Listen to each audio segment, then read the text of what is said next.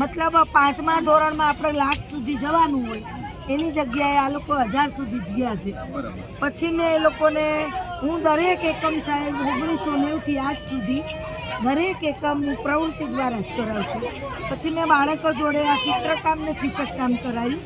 1 થી 9 અંકના પાનિયા બનાવડાવ્યા.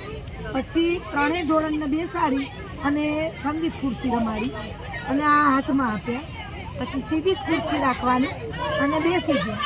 દાખલા તરીકે 5 છોકરા બેઠા, પછી સામેના બાળકો બોલશે કે ભાઈ બોલો હવે કઈ સંખ્યા આવી, તો કે ભાઈ 5984.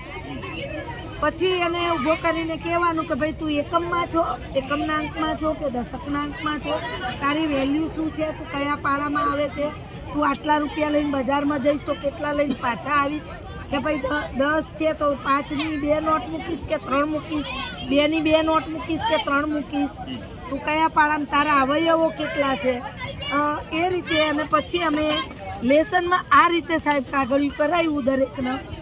1 મહિના સુધી મેં કરાવ્યું કે ભાઈ 20 સંખ્યા તારે લખવાની શબ્દોમાં અને અંકમાં, અને આ ખાના એકમ, દશક, 100,000, 10,000 ને લાખ સુધી. અને એ તારે પૂરીને આવવાના. બીજા દિવસે પ્રાર્થના સભામાં એક બાળક 1 જ અંક બોલે, વધારે નહીં 1 જ સંખ્યા બોલે, તો 40% પરિણામ સાહેબ આવ્યું છે અમારું, 60% બાકી છે. તો એ અમે સિદ્ધ કરીશું તો ધીમે ધીમે.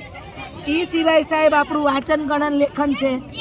દરરોજ 1.5 કલાક વાંચન ગણન લેખન મારે કરાવવાનું એટલે કરાવવાનું સાહેબ. આ આખા વર્ષની પોથ્યું છે સાહેબ વાંચન ગણન લેખનની.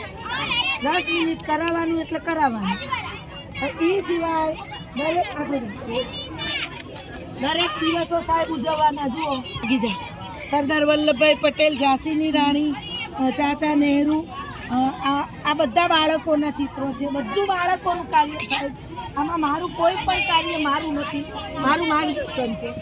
આ મને મળેલા એવોર્ડો છે. આ મારા 1990 થી અત્યાર સુધીની કારકિર્દી છે. અને આ 1 જ વર્ષનું કાર્ય છે બધું.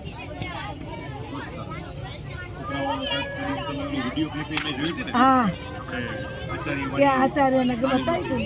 મારું કામ જોવું હોય સાહેબ તમારે અઠવાડિયું લઈને આવવું પડે.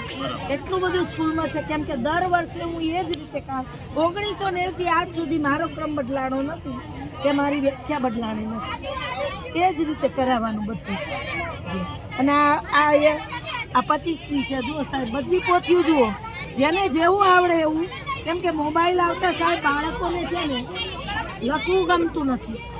અને એકમ કસોટી સુધી લખતા જાય તોય ઘણું છે સાહેબ, વધારે કાંઈ આપણે જોતું નથી.